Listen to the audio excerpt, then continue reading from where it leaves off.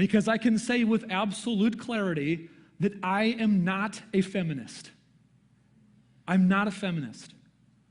Many Christians today might identify themselves as feminists, and I think the only reason that people do that is because they don't actually understand what feminism teaches, what the ideology of it is. There's what we would call 3 waves of feminism. We are currently today in 2024 in what's called third wave feminism. First wave feminism was a movement of the late 1800s, and it was primarily about women gaining the right to vote, to be actual participants in society and citizens of our society. Fine, it's all well and good. Second wave feminism started in the 60s and the 70s, and it began to, first wave feminism said, we're fine with the idea that men and women are different, but both should be allowed to have full participation in society. Yes? How many people agree with that? Okay.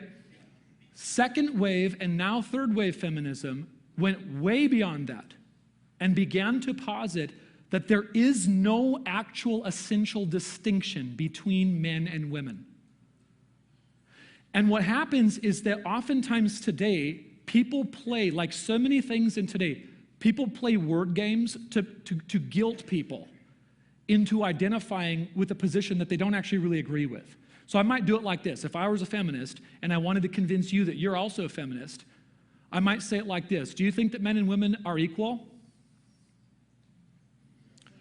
Do you think that men and women should be equal?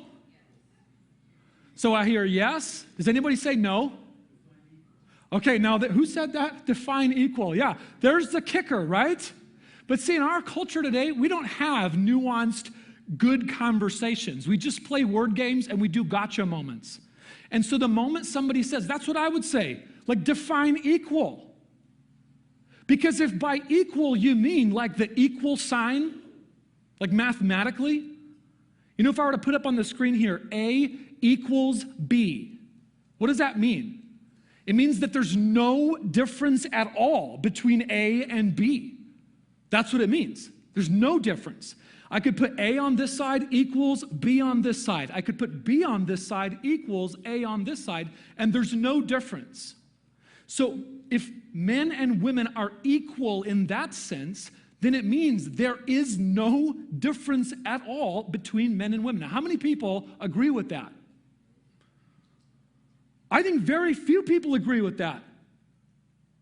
But that is the definition today of feminism. And I'll show you a couple places. Once again, I read many books that I would never recommend to you, church, so that you don't have to read them. And I don't want to misrepresent anybody. I don't want to straw man anybody. But the reality is that modern feminism rejects, because it is part of a postmodern philosophy, it rejects any essentialism at all, and it therefore posits that men and women are interchangeable. And therefore, the goal of modern feminism is to eliminate any distinction between male and female. This is not a new idea. There's one of the most well-known feminists of the second wave feminist movement, a woman named Shulamith Firestone. And she wrote a book in 1970. Now, if you Google Shulamith Firestone, what you'll find is that people today, in 2024, are talking about how incredible this book was and how we all need to remember what Shulamith Firestone taught us about the reality of human beings and men and women. In this book, 1970 book, it's called The Dialectic of Sex, subtitled The Case for Feminist Revolution. And she says this, could not be plainer.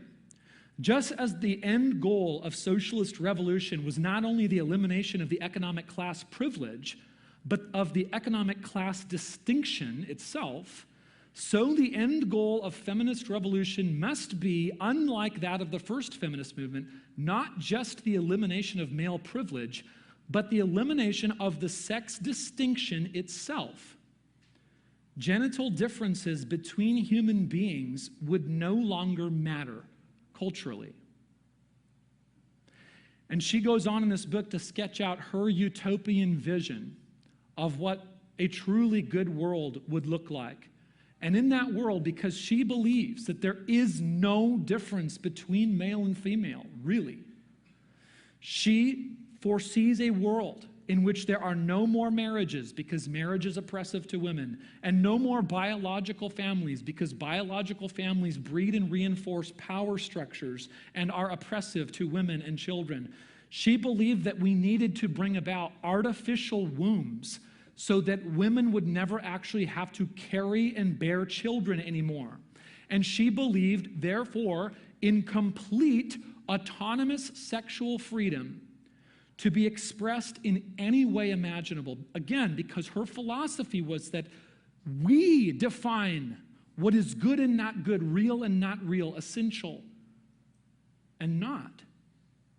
And this gets super, super dark. In her work, she posited that one day, in her utopian vision, moms and dads would not raise kids, and they would not raise them through adolescence.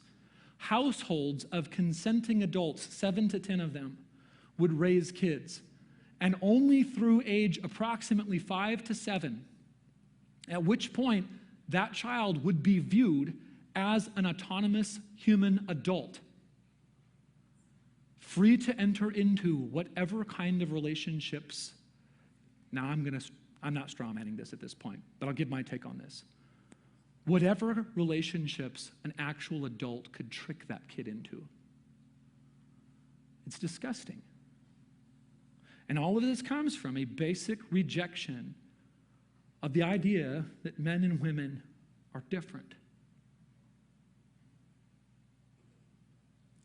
Christianity is fundamentally, basically irreconcilable with modern feminism.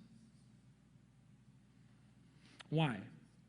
Because Christianity is a patriarchal, misogynist superstition? No. That's silly and stupid.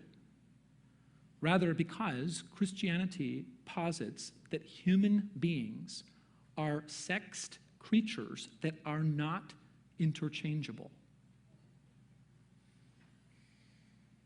So in other words, when you think about who has God made you to be,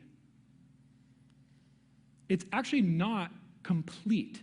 Your thinking there is not complete when you stop at the level of God has made me a human. And what do I think? What kind of human has God made me to be?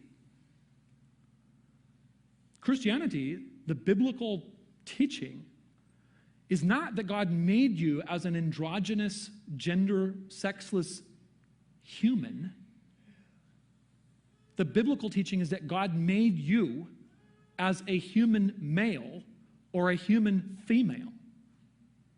And as you consider the calling of God on your life, the vocation of God, and again, to last week, we don't mean job there. We mean the calling of God for you to become who He made you to be. You actually need to think not just in terms of God made me to be human, but God made me to be an embodied human as one sex or the other of the human species. Does this make sense? God created men and women to complementary bearing of His image. And the clearest place that we see that complementary image early in the Bible is here in Genesis chapter 2. Now, the idea in Genesis chapter 2 is this is the first marriage. First husband and wife. But I think there are principles in Genesis 2 that apply beyond just the rigid confines of husband and wife marriage. So last, just basic idea, Christianity is not reconcilable with modern feminism. Why? Because Christianity teaches that marriage is not oppressive, but in fact is a profound blessing and the place in which we are given a profound opportunity to live out the image of